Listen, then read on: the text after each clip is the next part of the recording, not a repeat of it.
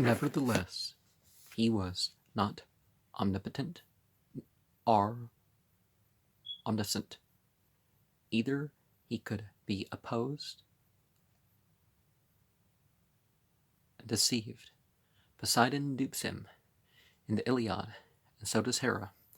Sometimes, too, the mysterious power, fate, is spoken of as stronger than he. Homer makes Hera ask him, scornfully, if he proposes to deliver from death a man fate has doomed. He is represented as falling in love with one woman after another, and descending to all manner of tricks to hide his infidelity from his wife. The explanation why such actions were ascribed to the most majestic of what they consider to be gods is, the scholars say, that the Zeus of song and story has been made by combining many of those considered to be gods. When his worship was spread to a town where there was already a divine ruler, the two were slowly fused into one. The wife of the early entity was then transferred to Zeus. The result, however, was unfortunate, and the later Greeks did not like the endless love affairs. And see what happens when you divide the idea of divinity into different entities and all that. But we can think of one of the competing cults that Yahweh had a wife, Asherah, and so there was that sort of version of the same group of mythology, and some of the jealousy and stuff that you see in the Bible is probably a result of that. But just like Marduk, who there are called about 50 different entities considered to be gods, and Marduk's took up all their names around the time that Abraham is said to have left Haran. That was the thing going along theologically. So this sort of thing has happened again and again when you have a chief deity idea and you kind of muse it with other ones, and yeah. Still, even in the earliest record, Zeus had grandeur. And in the Iliad, Agamemnon prays Zeus, most glorious, most great, god of the storm cloud, thou that dwellest in the heavens. He demanded, too, not only sacrifices for men, but right action. The Greek army at Troy is told, Father Zeus never helps liars, are those who break their oaths. The two ideas of him, the low and the high, persisted side by side for a long time. His breastplate was the Agus, awful to behold. His bird was the eagle, his tree the oak. The oracle was Dodona, and the land of the oak trees, which is where we get our term druid from. Druid basically means people of the oak tree, from Druid. The entity's will was revealed by the rustling of oak leaves, which the priests interpreted. Hera, or Juno. She was Zeus's wife and sister. The Titans, Ocean, and Tethys brought her up. I'm not seeing Greek characters in this book, so if I don't pronounce it in the Greek way, she was the protector of marriage, and married women were her peculiar care. There is very little that is attractive in the portrait the poets draw of her. She is called, indeed, in an early poem, golden-throned Hera, among immortals the queen, chief among them in beauty, the glorious lady. All the blessed in high Olympus revere. Honor even as Zeus, the lord of the thunder. But when any account of her gets down to details, it shows her chiefly engaged in punishing the many women Zeus fell in love with, even when they yielded only because he coerced or tricked them. it made no difference to Hera how reluctant any of them were or how innocent. The entity considered to be a goddess, Hera, treated them all alike. Her implacable anger followed them and their children too. She never forgot an injury. The Trojan War would have ended in an honorable peace, leaving both sides unconquered, if it had not been for her hatred of a Trojan who had judged another entity considered to be a goddess as lovelier than she. The wrong of her slighted beauty remains with her until Troy fell in ruins. I mean, imagine being so insecure that everybody has to think I'm the most beautiful ever, or, In one important story, the quest of the Golden Fleece, she is the gracious protector of heroes and the inspirer of heroic deeds, but not in any other. Nevertheless, she was venerated in every home. She was considered to be the goddess of married women turned to her as a goddess for help. Elithia, or Aia,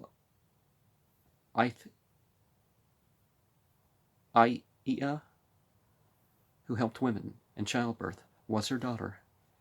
The cow and the peacock were sacred to her. Argos was her favorite city. Poseidon, or Neptune. He was the ruler of the sea, Zeus's brother, and second only to him in eminence. The Greeks on both sides of the Aegean were seamen, and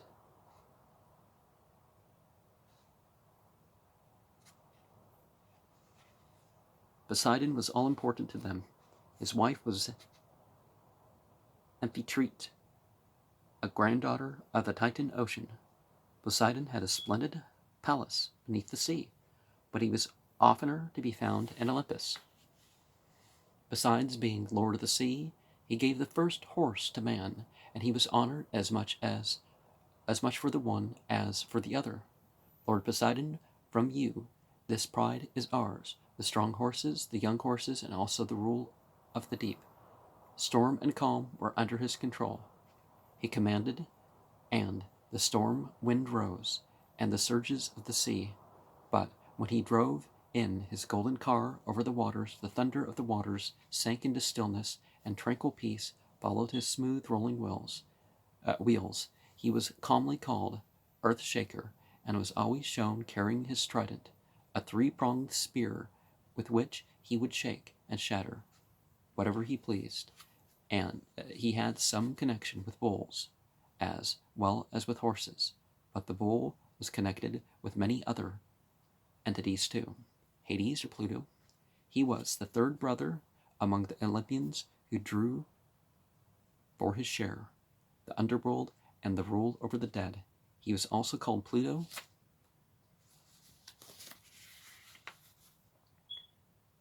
and was considered to be a god of wealth.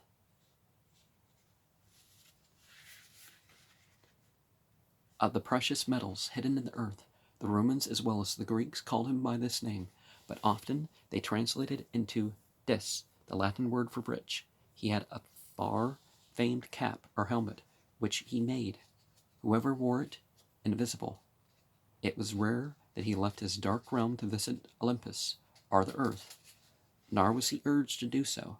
He was not a welcome visitor. He was unpitying, inexorable, but just, a terrible, not an evil god. His wife was Persephone, or Proserpine, whom he carried away from the earth and made queen of the lower world. He was called King of the dead, not Death himself, whom the Greeks called Thanatos, and the Romans Orcus. It's interesting that the whole ruler of the dead and ruler of death are thought of as separately, but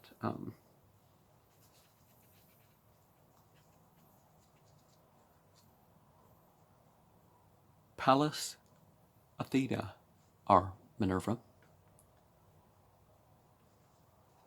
She was considered to be the daughter of Zeus alone.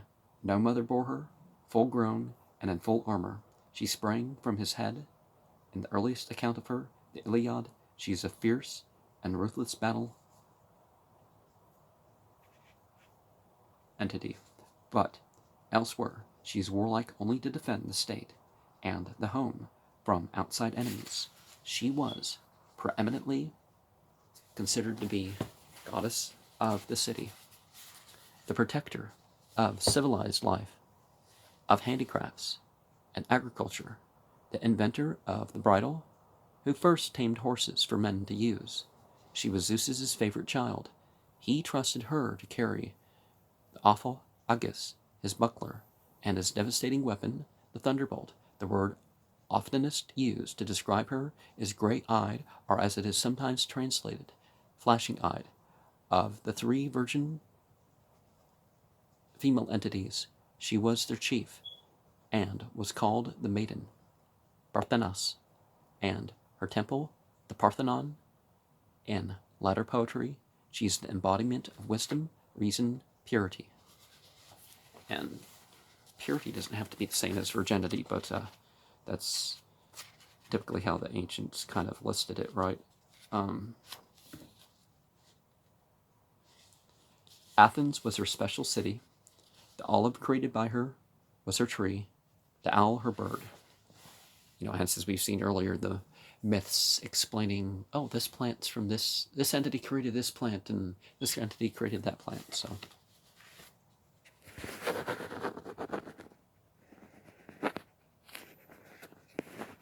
Phoebus, Apollo. As the son of Zeus and Latona, born in the little island of Delos, he has been called the most Greek of all the gods. He is a beautiful figure in Greek poetry, the master musician who delights Olympus as he plays on his golden lyre, the lord too of the silver bow, the archer god for shooting, the healer as well, who first taught men the healing art, even more than of these good and lovely endowments. He is considered to be God of light, in whom no darkness is at all. So he is as the God of truth, no false word ever falls from his lips. Now, that's what he's considered. So sort of like Krishna as a separate entity, right?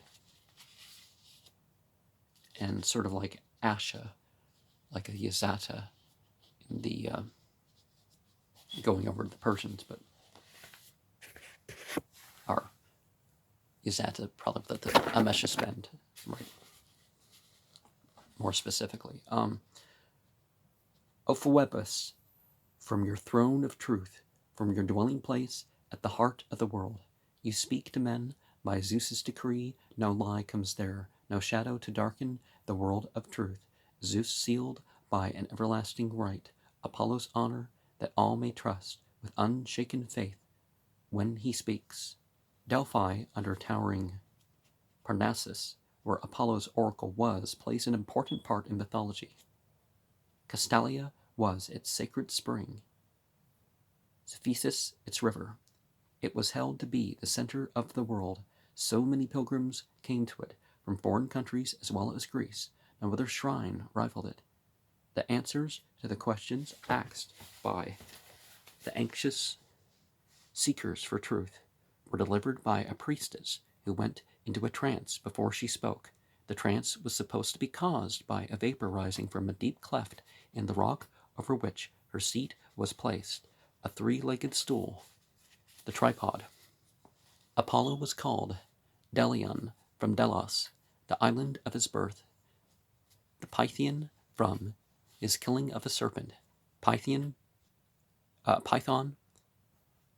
which once lived in the caves of Parnassus. It was a frightful monster, and the contest was severe. But in the end, the entity's unerring arrows won the victory. Another name often given him was Lelykian, variously explained as meaning wolf entity, entity of light, and entity of Lycia. In the Iliad, he is called the Sminthean, the mouse entity, but whether because he protected mice or destroyed them, no one knows. Often he was considered to be a sun entity too. His name, Phoebus, means brilliant or shining. Accurately, however, the sun entity was Helios, child of the Titan Hyperion. Apollo at Delphi was a purely beneficent power, a direct link between those considered to be gods and men, guiding men to know what was considered to be the divine will, showing them how to make peace with these entities, the purifier too, able to cleanse even those stained with the blood of their kindred. Nevertheless, there were few tales told of him which show him pitiless and cruel. Two ideas were fighting in him, as in all the entities, a primitive, crude idea, and one that was beautiful and poetic. In him only a little of the primitive is left. The laurel was his tree, many creatures were sacred to him, chief among them the dolphin and the crow. Artemis, or Diana, also called Cynthia, from her birthplace, Mount Cynthus in Delos, Apollo's twin sister, daughter of Zeus and Leto. She was one of the three maidens considered to be goddess of Olympus. Golden Aphrodite, who stirs with love all creation, cannot bend nor ensnare three hearts, the pure maiden Vesta, gray-eyed Athena, who cares but for war and the arts of the craftsman, Artemis, lover of woods and the wild chase over the mountains. She was the lady of wild things, huntsman in chief to the entities, an odd office for a woman. Like a good huntsman, she was careful to preserve the young. She was the protectress of dewy youth everywhere. Nevertheless, with one of those startling contradictions so common in mythology, she kept the Greek fleet from sailing to Troy until they sacrificed a maiden to her. In many another story, too, she is a fierce and revengeful individual. On the other hand, when women died a swift and painless death, they were held to have been slain by her silver arrows.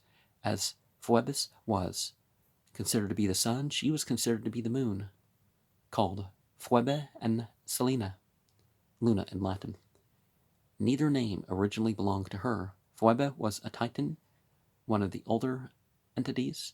So too was Selene, a female entity of the moon, indeed, but not connected with Apollo. She was sister of Helios, the sun entity, with whom Apollo was confused. In the latter poets, Artemis is identified with Hecate. She is considered to be the goddess in three forms: Selene in the sky, Artemis on earth, Hecate in the lower world, and in the world above, when it is wrapped in darkness, Hecate was considered to be goddess of the dark of the moon. The black nights, when the moon is hidden, she was always associated with the deeds of darkness, as a goddess of the crossways, which were held to be ghostly places of evil magic and awful divinity.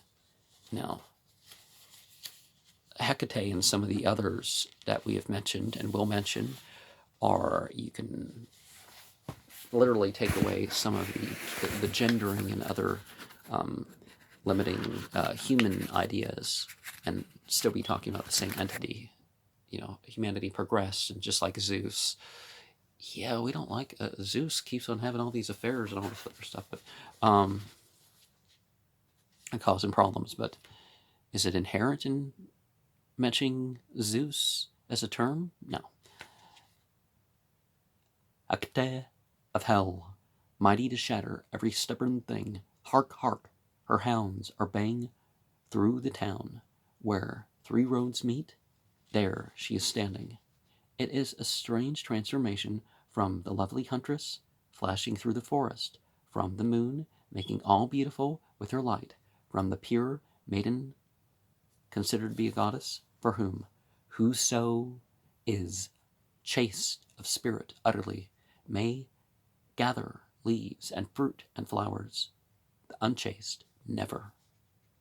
In her is shown most vividly the uncertainty between good and evil, which is apparently in every one of those considered to be divinities. The cypress was sacred to her, and all wild animals, but especially the deer. Aphrodite, or Venus. That female entity consisted of love and beauty, who beguiled all, those considered to be gods, and men alike. Well, this might be beguiling and influencing, maybe, but the laughter-loving female entity who laughed sweetly or mockingly at those her wiles had conquered. Irresistible female entity stole away even the wits of the wise. She is the daughter of Zeus and Dione in the Iliad, but in the latter poem she is said to have sprung from the foam of the sea, and her name was explained as meaning the foam risen. Aphros is foam in Greek. The sea birth took place near Kythera, from where she was wafted to Cyprus. Both islands were ever after sacred to her, and she was called Cytherea, or the Cyprian, as often as by her proper name.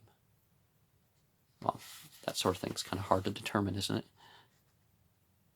One of the Homeric hymns, calling her beautiful golden goddess, says of her, "The breath of the west wind bore her over the sounding sea, up from the delicate foam, to wave-ringed Cyprus, her isle, and the hours, golden wreathed, welcomed her joyously.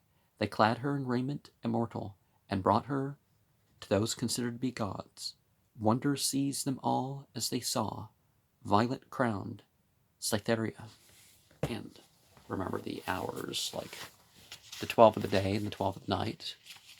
I mean, different times of year, different lengths, right? But the ancients would divide the day and the night into 12 sections, sunrise to sunset, sunset to sunrise, 12 sections. So the Romans wrote of her in the same way.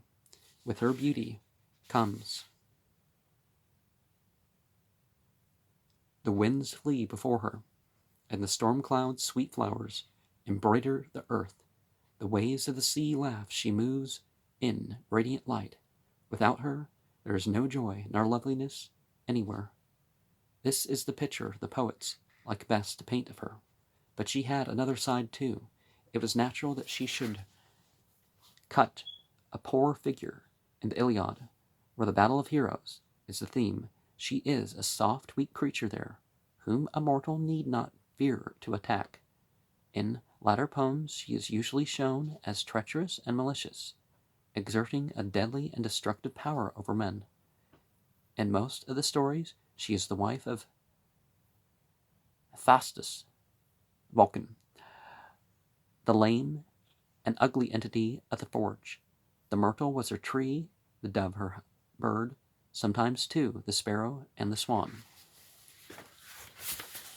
Hermes, or Mercury, Zeus was his father, and Maia, daughter of Atlas, his mother, because of a very popular statue. His appearance is more familiar to us than that of any other entity. He was graceful and swift of motion. On his feet were winged sandals.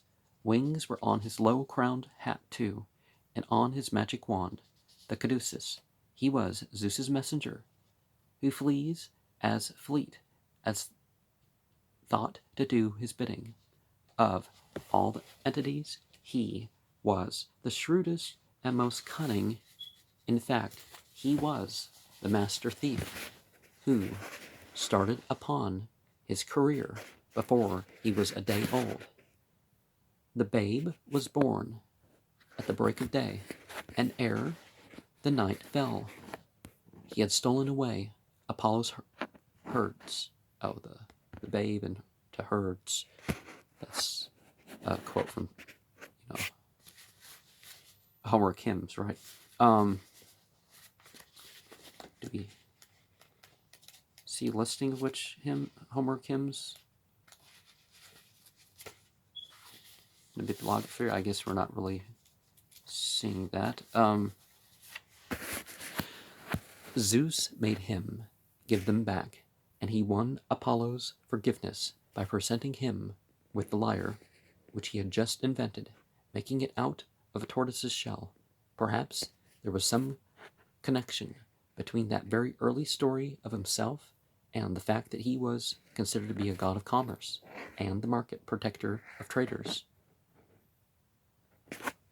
Now, some of these animal products can seem pretty cool, but definitely check the laws, at least in selling, right? In odd contrast to this idea of him, he was also the solemn guide of the dead, considered to be the divine herald who led the souls down to their last home. He appears oftener in the tales of mythology than any other entity.